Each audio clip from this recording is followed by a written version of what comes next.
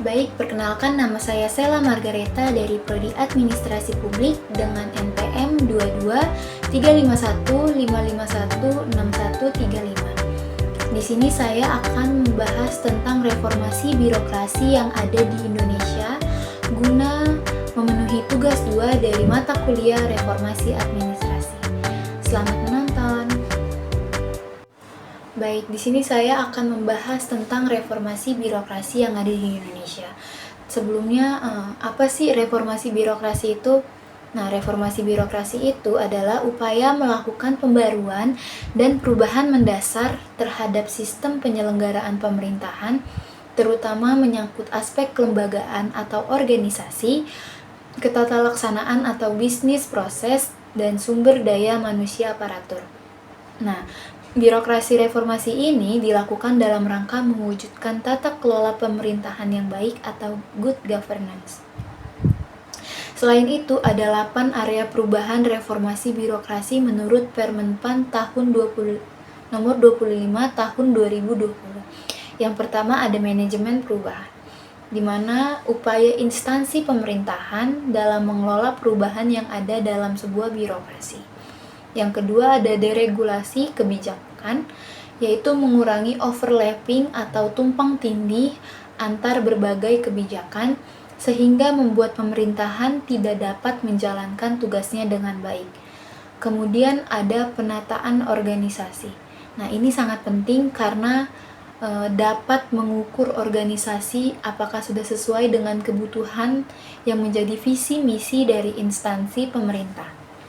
Yang selanjutnya ada penataan tata laksana atau bisnis proses, di mana berbagai macam aktivitas yang dijalankan oleh setiap unit organisasi dan cara apa saja yang dilakukan oleh organisasi tersebut guna mencapai tujuan agar sasaran yang telah ditetapkan dapat dituju atau diselesaikan.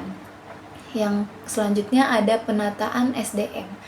Bagaimana melakukan penataan kompetisi dan meningkatkan kapasitas human resource yang ada dalam instansi pemerintah. Selanjutnya ada peningkatan kualitas pelayanan publik, yaitu membicarakan tentang bagaimana sih kualitas dari pelayanan publik itu sendiri dalam arti luas kepada masyarakat, karena esensi dari tugas pemerintah adalah melayani masyarakat itu sendiri. Oke, selanjutnya saya akan membahas tentang tantangan atau hambatan yang dihadapi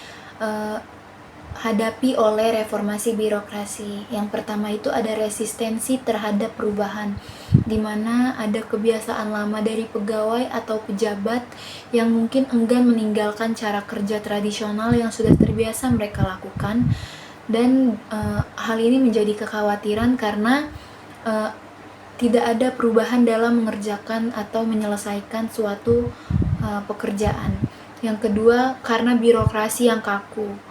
Struktur birokrasi yang kompleks dan hierarkis itu dapat menghambat fleksibilitas dan responsivitas terhadap perubahan. Nah, prosedur yang kaku juga dan regulasi yang berlebihan itu seringkali menghambat efisiensi dan inovasinya si reformasi. Terus kurangnya dukungan politik. Nah, jika pemimpin politik tidak sepenuhnya mendukung reformasi atau inisiatifnya kurang, maka si birokrasi ini tidak dapat berjalan dengan lancar atau mungkin tidak mendapatkan sumber daya atau perhatian yang diperlukan. Ketidakstabilan pun dapat mengganggu proses reformasi dan mengubah prioritas. Selanjutnya ada sumber daya yang terbatas. Nah, sumber dayanya ini berupa anggaran dan sumber daya manusia. Nah, bagian anggaran itu reformasi birokrasi seringkali memerlukan investasi awal yang signifikan dan anggaran yang terbatas dapat membatasi pelaksanaannya. Jadi, anggaran itu sangat diperlukan, namun sangat sulit mendapatkan anggaran sehingga menghambat jalannya pelaksanaan reformasi birokrasi tersebut. Lalu selanjutnya ada sumber daya manusia yang terhambat karena kurangnya pelatihan dan pengembangan keterampilan bagi pegawai pun bisa menjadi terhambat karena kurangnya partisipasi dari pemerintahan tersendiri dalam menyediakan pelatihan dan pengembangan kepada masyarakat. atau pegawainya. Lalu ada korupsi dan penyalahgunaan kekuasaan. Pejabat yang menyalahgunakan kekuasaan untuk kepentingan pribadi dapat menentang perubahan yang merugikan kepentingan mereka. Karena banyak sekali para pejabat yang sangat menyalahgunakan kekuasaan untuk mencapai kepentingan-kepentingan pribadi dan meninggalkan kewajiban dan tugas-tugas mereka.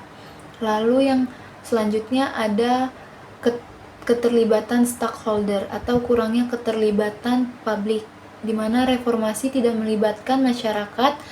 Jadi reformasi tidak mendapatkan dukungan atau partisipasi dari masyarakat, padahal partisipasi serta dukungan masyarakat itu sangat penting dalam menjalankan atau memajukan dari reformasi birokrasi tersebut. Atau bisa dibilang stakeholder itu sangat penting dalam mewujudkan reformasi birokrasi yang baik.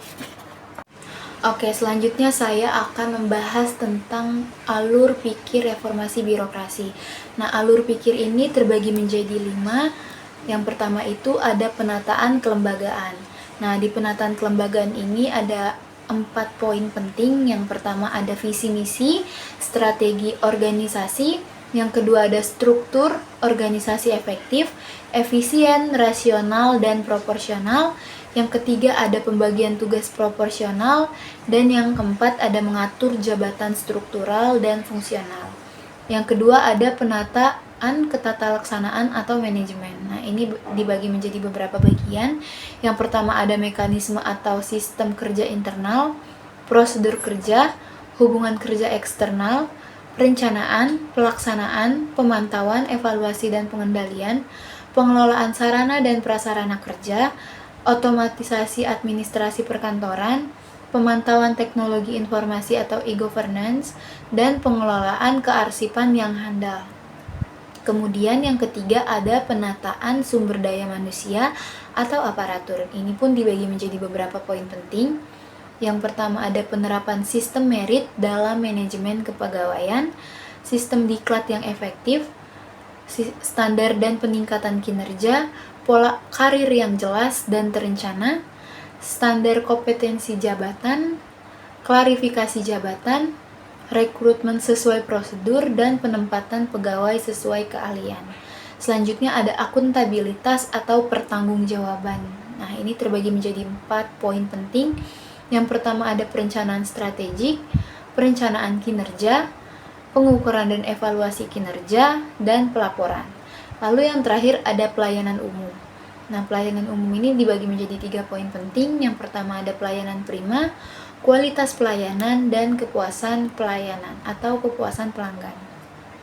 Lalu di sini ada good governance atau kepemerintahan yang baik memiliki beberapa prinsip menurut Undang-Undang Nomor 32 Tahun 2004. Yang pertama ada kepastian hukum, yang kedua ada tertib penyelenggaraan negara, yang ketiga ada kepentingan umum, yang keempat ada keterbukaan, yang kelima ada proporsionalitas, yang keenam ada profesionalitas, yang ketujuh ada akuntabilitas, yang kedelapan ada efisiensi, dan yang terakhir ada efektivitas. Oke, mungkin sekian itu saja yang bisa saya bahas dari reformasi birokrasi yang ada di Indonesia. Terima kasih sudah menonton.